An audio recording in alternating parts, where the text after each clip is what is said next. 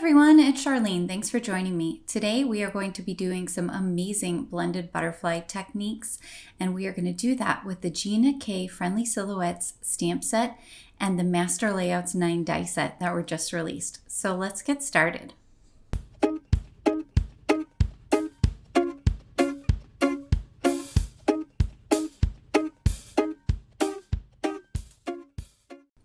So first I'm starting out with a piece of Gina K Masking Magic, and you can use any kind of masking paper or mint tape that's the 4-inch, anything like that in order to do this technique. So what you do is you go ahead and use your MISTI to stamp the butterfly stamp that you're going to want to do onto the masking paper. And once you have it on there, you're just going to go ahead and cut out the inside part where you want your ink blending to be. And so I'm cutting out the wings, I'm leaving the head and the little antenna, and I'm gonna go in very carefully and cut around the edges. This doesn't have to be perfect. In particular, on that bottom part where the thicker black lines are, you don't need to worry too much, because those areas that are black, we are eventually going to be covering up with embossing powder, which is gonna look really awesome. So for the colors I'm using Salvaged Patina, Prize Ribbon, and Villainous Potion, the Distress Oxide type, but you could also use Distress inks, or you could use any other kind of ink that you have in your stash that you think blends well together. I picked these colors because they are my favorite colors right now, and I thought they would look really nice as butterfly wings. So once you are ready to go, I went ahead and I taped down my card panel. It's a USA 2 4¼ by 5½ size. I am going to cut it down later, so I'm not too worried about the edges, but I am going to start in the middle. I find it always makes sense if you're going to do this style of card with 3 images in a row from top to bottom. It makes sense to start in the middle, because then it's a lot easier to balance your panel by ensuring that each image is equally spaced. So I went back and forth kind of on how I wanted to blend these, and ultimately I decided not to do a full gradient from the top to bottom. I decided instead to do a color palette that sort of radiated out from the center. So you're going to see on this middle butterfly here, I'm going to be using Prize Ribbon on the bottom and then Salvaged Patina on the top, and those are going to be blended together. And then on the top butterfly, what I do is I use Salvaged Patina on the bottom and Villainous Potion on the top. And the bottom butterfly, I do the Prize Ribbon on the top and the Villainous Potion on the bottom. So the colors are kind of stretching out from the center to the top and from the center to the bottom. So you'll see it looks really nice when it's all done. So I've got a nice coating of Prize Ribbon on the bottom there, and I'm just coming in now with that Salvaged Patina. I love these two colors. They blend together really well and look so gorgeous. And I kind of wanted to have this springy but somewhat cool card. So I think it works really well. You could do this also in pinks, oranges, reds, whatever you think would look good will probably look good. This technique allows for so many different color combinations, and there are so many different butterfly colors in nature. If you're looking for some inspiration, absolutely just Google pictures of butterfly wings and you are going to find so many different options. So once you get your butterfly blended how you like it, just be careful when you are pulling up the masking paper. You want to make sure to not rip it, especially down in that bottom center part. And then just look on your card and space out your butterfly where you would like it. Once I get it down in the next spot, sometimes I will go in with a paper towel and just kind of lightly brush the masking paper to get any excess ink off.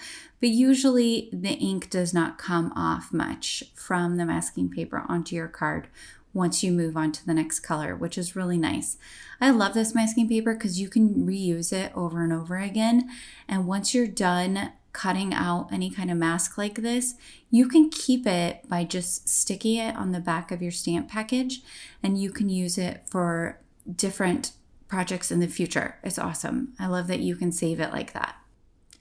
So you can see I did speed up the video a little bit, and that's just so you don't have to sit here while I was going through and blending each of these butterflies. But you can see how on the bottom butterfly there, I did the Prize Ribbon and then the Villainous Potion. And now on this one, I'm going to do the Salvaged Patina on the bottom, and I'm gonna fade that into the Villainous Potion as well. Gives you a nice little balanced look.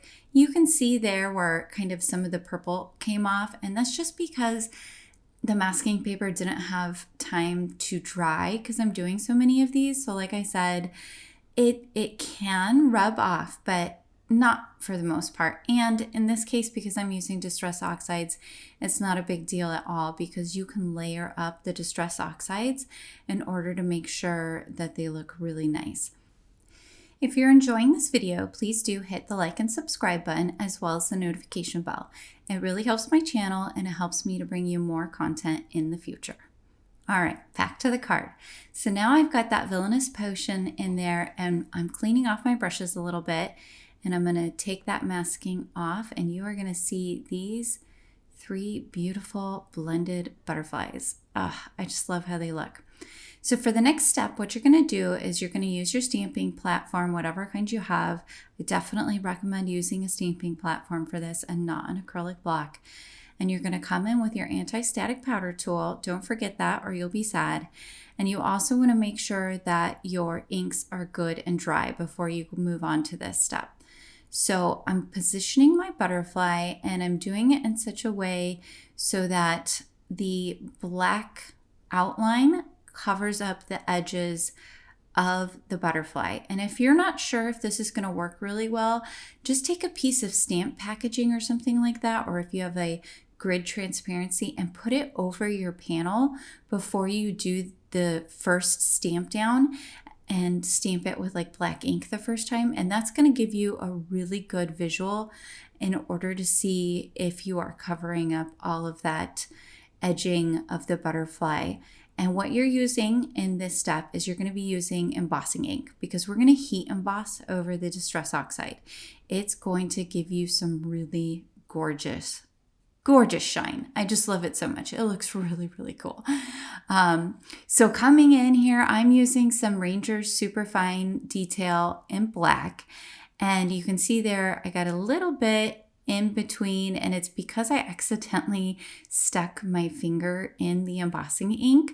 I'm a little accident prone when I'm making cards, but most of the time you can fix these kinds of mistakes.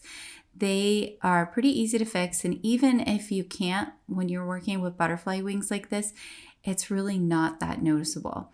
So I'm using a dry flathead brush in order to get different pieces of embossing powder off, and then to get the tiny little spots inside the butterfly wings where I accidentally stuck my finger in the embossing ink. I'm using a pointed weeding tool, and what I'm doing is I'm going in and I'm just lightly scratching the paper where those bits of embossing powder are, and then I'm blowing on the card. Using this technique, I was able to get rid of almost all of those little pieces of embossing powder. You can't even tell. If you don't have a tool like this, you absolutely need one for your craft room. So once that's done, I just went in and heat embossed all of those with my heat gun. And I went ahead and did all 3. And now I'm coming in with a Copic multiliner. This is another must-have tool in my opinion. And what I'm doing is I'm going in and any little areas where there is white, because maybe my stamp didn't cover over the ink blending, I'm going in and just coloring those in with the black Copic multiliner. And you can't even tell. It looks like everything looks perfect. Oh, I just love how this looks. The shine on those butterfly wings is amazing. So I'm cutting down my panel and I'm using a stitched rectangle die from Simon Says Stamp, and I'm just making sure to get it nice and lined up, and I'm going to tape it down because I want to make sure when I run that through my die cutting machine that my butterflies come out straight.